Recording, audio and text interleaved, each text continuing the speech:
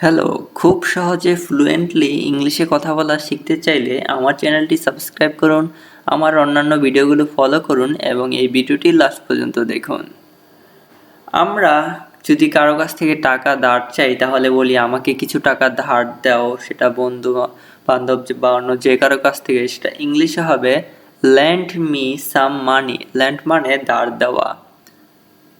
যদি আমরা কাউকে প্রশ্ন করি যে তোমার যোগ্যতা কি, বা হিন্দিতে কেউ বলে অকাত কি, তোমার ওকাত কি, তোমার যোগ্যতা কি, ক্ষমতা কি, তো সেটা ইংলিশে হবে হোয়াট ইজ ইউর ওর্থ, মানে তোমার যোগ্যতা কি বা তোমার কি যোগ্যতা আছে। ওর্থ মানে যোগ্যতা। যদি আমরা কোথাও গাড়িতে বা রিক্সায় না যেতে চাই, বলি যে চলো হেঁটেই যাই, তো সেটা ইংলিশে হবে লেটস গো বাই ওয়াকিং, মানে চলো হেঁটে যাই।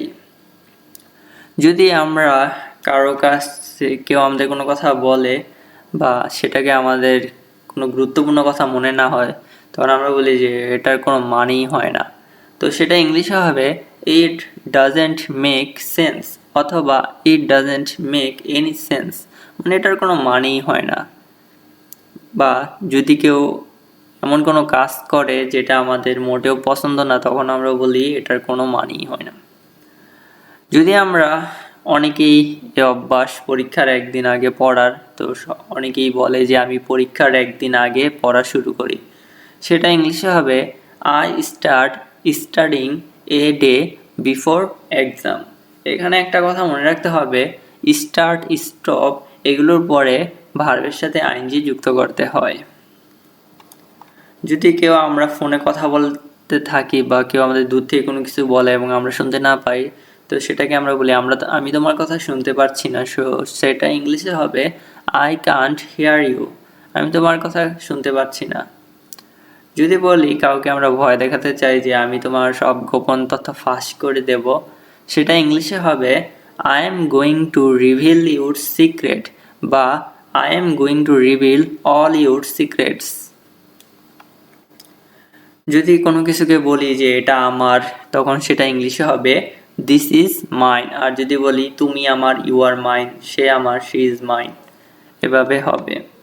যদি কোনো কিছু অনেক দামি হয়, তো সেটাকে আমরা বলি এটা অনেক দামি, তো সেটা ইংলিশে হবে this is very expensive. Expensive মানে দামি। আবার যদি আমরা বলতে চাই এটা অনেক মূল্যবান, তাহলে সেটা হবে this is very precious. Precious মানে মূল্যবান, যেটা গুরুত্বের দিক থেকে, আর এক্সপেন্সিভ মানে দামের দিক থেকে। যদি কাউকে আমরা বলি যে তুমি আমার শেষ ভরসা, তাহলে সেটা ইংলিশে হবে you are my last hope. আমরা প্রায় বলি যে আমি অনেক কঠিন সময়ের মধ্য দিয়ে যাচ্ছি, বা আমার সাথে কোনো কিছুই ভালো হচ্ছে না, তো সেটা ইংলিশে বলতে হবে I M passing through hard time. আমি কঠিন সময়ের মধ্য দিয়ে যাচ্ছি বা কঠিন সময়ের মধ্য দিয়ে অতিক্রম করছি। যদি বলি সে আমার হবু বউ, তাহলে সেটা ইংলিশে কি হবে? সেটা ইংলিশে হবে শি ইজ মাই ফিয়ন্সে। ফিয়ন্সে মানে হবু বউ। আর যদি হবু বর হয় তাহলে সেটাও হবে ফিয়ন্সে, তবে এক্ষেত্রে লাস্টের একটা ই কম দিতে হবে, তবে উচ্চারণ সেমই থাকবে। যদি কাউকে বলতে চাই যে সে একজন ঘুষখোর, তাহলে সেটা হবে হি ইজ এ ব্রাইব টেকার, মানে সে একজন ঘুষখোর। তো সচরাচর আমরা কাউকে বলি যে 1 মিনিট অপেক্ষা করো আমি আসছি, তো সেটা ইংলিশে হবে ওয়েট এ মিনিট, মানে 1 মিনিট অপেক্ষা করো।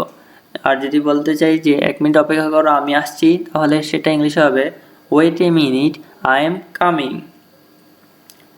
যদি বলি কোনো কিছু, কোনো মোবাইল বা কোনো অন্য কোনো ডিভাইস নষ্ট হয়ে যায়, তাহলে বলি এটা নষ্ট হয়ে গেছে, এটা ইংলিশে হবে it is out of order, মানে এটা নষ্ট হয়ে গেছে। কারোর সাথে যদি আমাদের যোগাযোগ না থাকে, তাহলে সেটা ইংলিশে কীভাবে বলতে হবে? এটা এভাবে বলতে হবে I have no contact with her, মানে তার সাথে আমার কোনো যোগাযোগ নাই। যদি বলতে চাই যে আমি বৃদ্ধ হয়ে যাচ্ছি বা দিন দিন বয়স বেড়ে যাচ্ছে, সেটা ইংলিশে হবে আই এম গ্রোয়িং ওল্ড, মানে আমি বৃদ্ধ হয়ে যাচ্ছি।